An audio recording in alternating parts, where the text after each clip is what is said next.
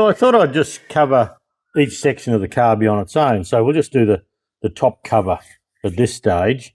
And what I've done through here is someone's actually put a little steel bush in the end of the carby there. And look, that's a good thing. But what I've needed to do is come down in and just make sure everything is the correct size. Now, I have a 1/4 inch 4-flute end mill there, and I'm just running that through by hand, as you can see. And that's sort of, I'll just bring that over to the centre a bit. And that just makes sure there's no burrs and things. And by the time you bring that right in all the way, we want to make sure there's no little worn lips inside there that the new shaft will catch on. Now, you can just use a 1/4 inch drill, a nice good one. Now, when you have a look at the two shafts, the old one and the new one, well, if you line this little shoulder up there, you can see that the new one's a little bit longer. But the new one, oh, well, what actually sets these in the housing is not the depth here, it's the butterfly. And the butterfly sitting in the centre of the venturi hole, that is what keeps it central. So even though that looks a bit longer, it's not going to affect it in any way, because by the time we put the butterfly in there, that will self-centre that shaft.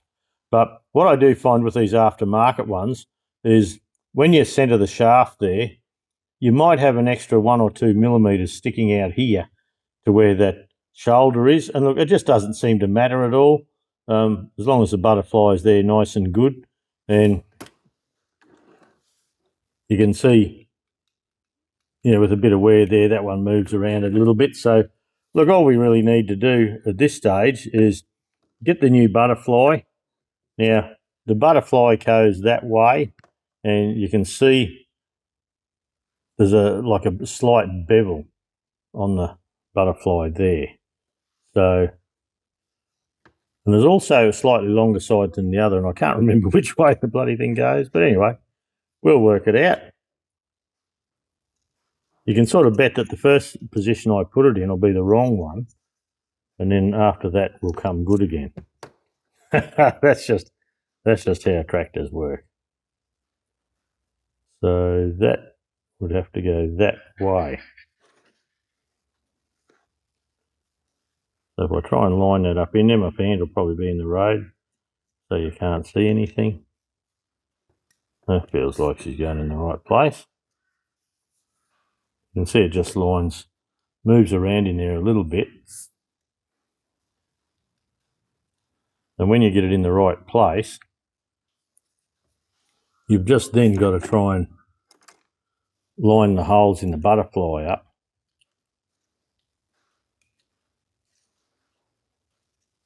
So when you put the screws in it, it wants to come down and close properly. So you might be able to see that a bit better. I've got a bit of glare happening in here today. So let's try and line that up again.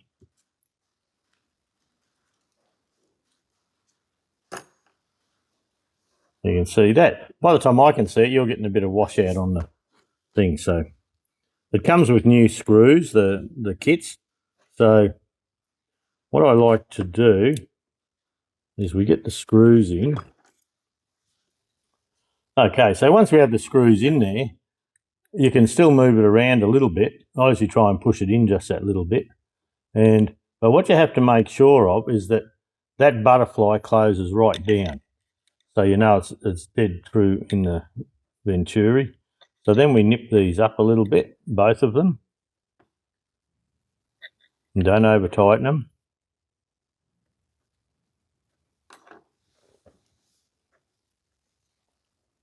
And we've got to make sure that it's nice and free through there, because you've only got the governor working on this, if you remember.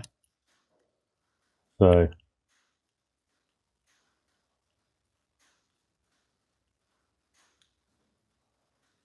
look, that's not too bad. I'll bring this over here a little bit.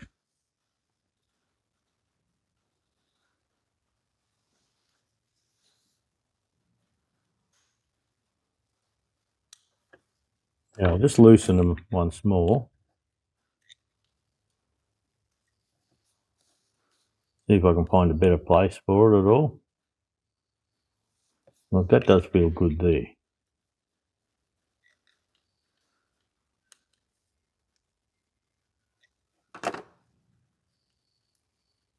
That's nice and easy.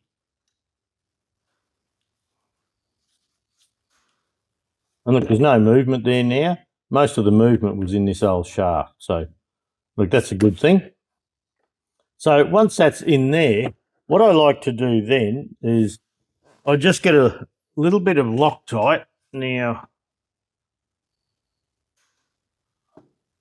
which one have we got here? Just a little bit of Loctite. And it's just a little bit of thread lock. And the reason I do that is back when I worked for John Deere years and years ago, we had a run of John Deere lawnmowers with Kohler engines in them, and we had to pull them apart because these little bloody screws, they actually come through and ended up on top of the piston going bang, bang, bang, bang. So once you have the butterfly tight in there and the screws tightened up, I always like to just pop these screws out, put a little dob of Loctite on them. Not much, just a little dob, and that's just to try and stop the, if something comes loose or something like that, the butterfly is not going to end up down in the piston, on top of the piston. So we'll put that down there. And you don't want enough there that it goes into the spindle housing where it goes through.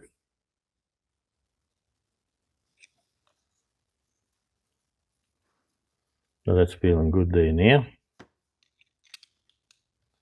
We'll do the same with this fella.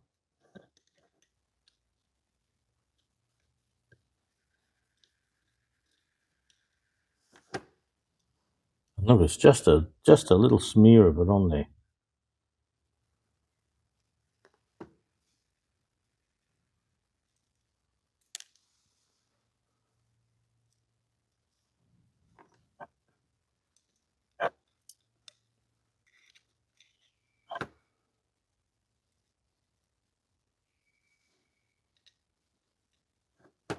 Oh, come on. There we go.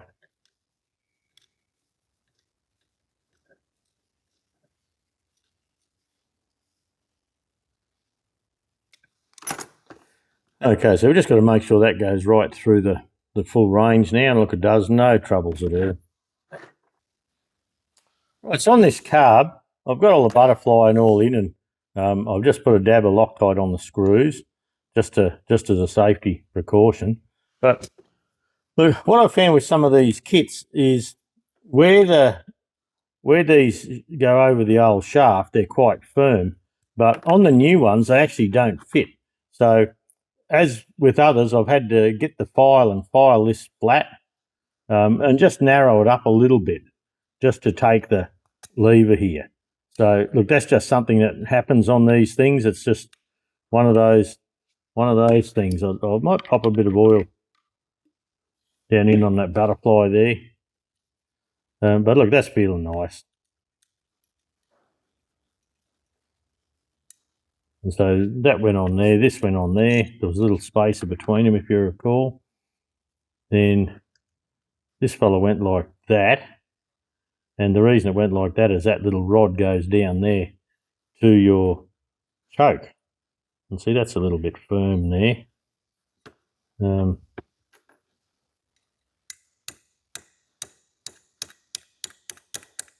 Okay. And a spring washer and a nut. Now, we can't over tighten this nut, of course, because it's only got half a thread, and it's a brass one at that.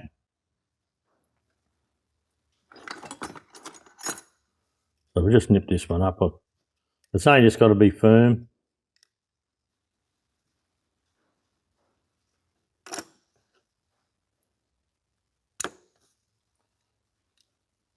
There you go.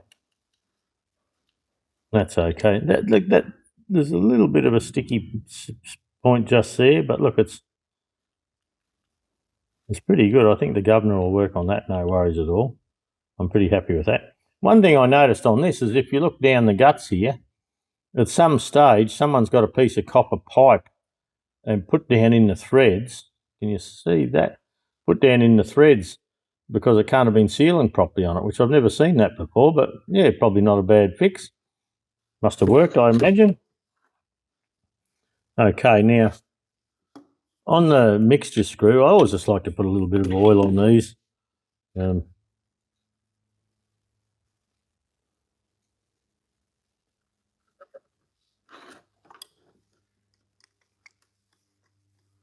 We take this right in until it seats. Now, not big fisted seats, just so it just touches.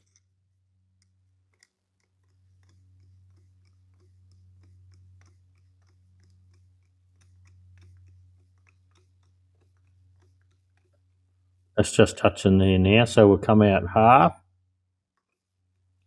1.5 turns. And look, that'll be good enough for it to run. It will run with that. Now the idle speed screw, that's this fella. And it just opens the butterfly slightly just to, well, adjust the speed of your idle. So when you've got the throttle right back, this just holds the butterfly open just a little bit.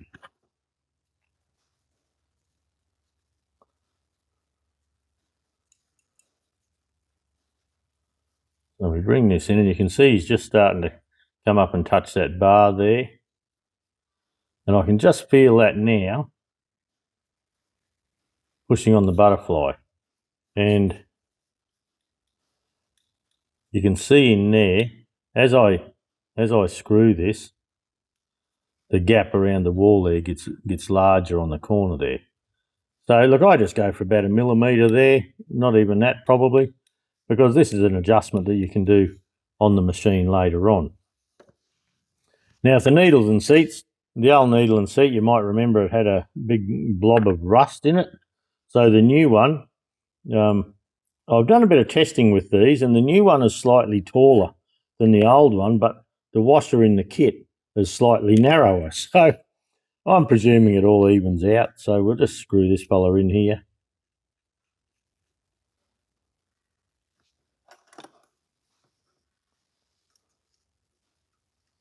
And these are only going into this pot metal stuff, so no need to over tighten, just get them tight and that's it.